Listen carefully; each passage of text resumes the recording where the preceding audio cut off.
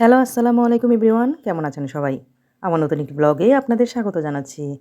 আজকে আমি আপনাদের তৈরি করে দেখাবো অত্যন্ত ভিন্নধর্মী ইউনিক একটি রেসিপি, যেটি খেলে আপনি বলতেই পারবেন না আসলে এটা কী দিয়ে তৈরি। অত্যন্ত সুস্বাদু মজাদার এই রেসিপিটি আজকে আমি আপনাদেরকে বানিয়ে দেখাবো। বানানোর পর বুঝতে পারবেন আসলে আমি কী দিয়ে বানিয়েছি। খেয়ে হয়তোবা বুঝতে পারবেন শেষের দিকে, কিন্তু দেখে কেউ বুঝতেই পারবে না। তো চলুন শুরু করা যাক আজকের রেসিপি।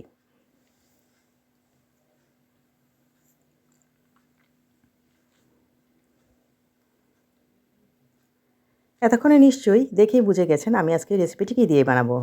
আজকে আমি রেসিপিটি মূলো দিয়ে বানাবো। আজকে আমি তৈরি করব মূলোর মোরব্বা। এজন্য এখানে নিয়ে নিয়েছি বড় সাইজের মূলো। এখন এই মূলোটাকে আমি ভালোভাবে কেটে নিচ্ছি। কেটে ধুয়ে নিব। দেখতে পাচ্ছেন আমি কিভাবে কেটেছি। মাঝখানে ফালি করে তারপরে টুকরো করে নিয়েছি। এখন এই টুকরোগুলোকে আমি একটি কাঁটা চামচের সাহায্যে মূলোর গায়ে খাঁজ কেটে নিচ্ছি। দেখতেই পাচ্ছেন আমি কিভাবে করছি। ভিডিওটা দেখে আশা করি আপনারা বুঝতে পারছেন।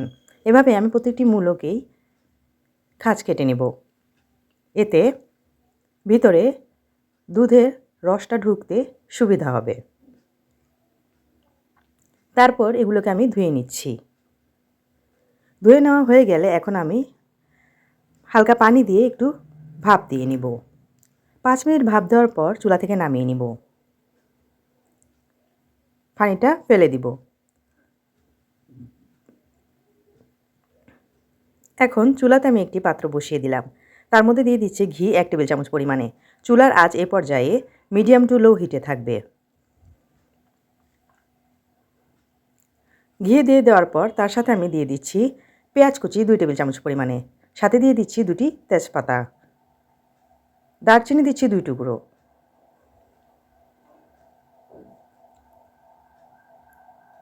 দিয়ে দিচ্ছি 3-4টি এলাচ। মশলাগুলোর সাথে আমি এখন ঘিটাকে একটু ভুনে নিচ্ছি। ভুনে নেওয়া হয়ে গেলে আগে থেকে ভাপিয়ে নেওয়া মূলোগুলোকে এখন আমি তার সাথে দিয়ে দিচ্ছি। দিয়ে দেওয়ার পর আবারও একটু ভুনে নিব। ভুনে নেওয়া হয়ে গেলে এ পর্যায়ে আমি দিয়ে দিচ্ছি আগে থেকে তৈরি করে রাখা লিকুইড দুধ 2 কাপ পরিমাণে।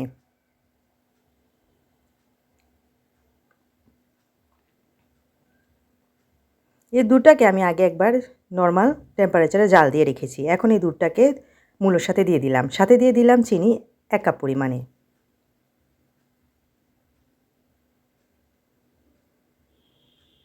সাথে দিয়ে দিচ্ছি নারকেল কোড়া 1/2 কাপ পরিমাণে।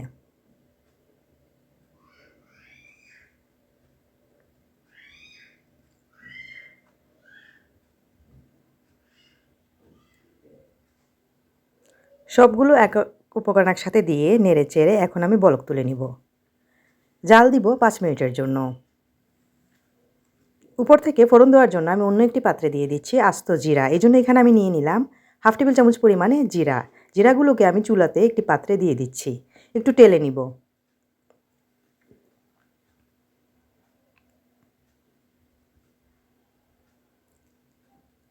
টেলে নিয়ে একটু গুঁড়ো করে নিব জিরাগুলোকে।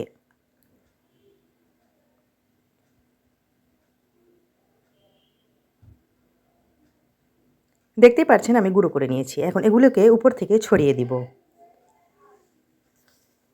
5 মিনিট মূলোগুলোকে ভাপ দেওয়ার পর আমি চুলা থেকে নামিয়ে নিয়েছি। এভাবে আমি আরও 2 দিন 5 মিনিট করে করে ভাপ দিব। দেখতে পাচ্ছেন কি সুন্দর একটি দুধের স্বরের লেয়ার পড়েছে মূলোগুলোর উপরে। এখন আমি এগুলোকে একটি পরিবেশন পাত্রে নিয়ে নিচ্ছি। আপনারা চেষ্টা করবেন 2-3 দিন জাল দেওয়ার জন্য। তাহলে এর টেস্ট ভালো আসবে এবং মূলোর যে নিজস্ব একটা গন্ধ বা সুঘ্রাণ যাই বলেন না কেন আছে তা থাকবে না। উল্টো দুধ এবং মশলার যে সুঘ্রাণটা আছে সেটা পাওয়া যাবে।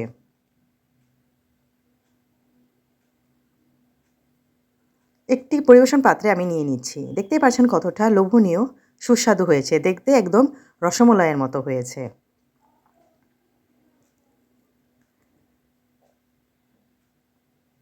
অত্যন্ত ভিন্নধর্মী ইউনিক এই রেসিপিটি আশা করি আপনাদের ভালো লেগেছে। ভালো লাগলে আমার চ্যানেলটিকে সাবস্ক্রাইব করবেন, লাইক কমেন্ট শেয়ার দিতে ভুলবেন না। পরবর্তীতে হাজির হব নতুন কোনো ভিডিও নিয়ে। সে পর্যন্ত ভালো থাকবেন সবাই। আর হ্যাঁ, অবশ্যই এটা খেয়ে দেখবেন। তৈরি করে খেয়ে দেখলে বুঝতে পারবেন এটার স্বাদ কতটা মজাদার এবং সুস্বাদু। খেয়ে কেউ বুঝতেই পারবে না এর প্রধান উপকরণটি আসলে কী। খেয়ে দেখলে এর আসল টেস্ট বুঝতে পারবেন। আমি খেয়েছি তাই বলছি, গ্যারান্টি দিয়ে অত্যন্ত সুস্বাদু এই মজাদার রেসিপিটি খেতে কিন্তু দারুণ হয়। ভালো থাকবেন সবাই। আজকের মতো বিদায় নিচ্ছি। আল্লাহ হাফেজ।